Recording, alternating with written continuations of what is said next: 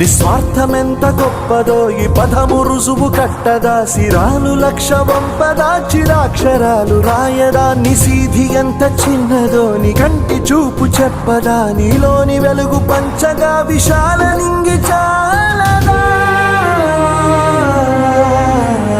మనుష్యులందు నీ కథ మహర్షిలాగా సాగదా, మనుష్యులందు నీ కథ మహర్షిలాగా సాగదా.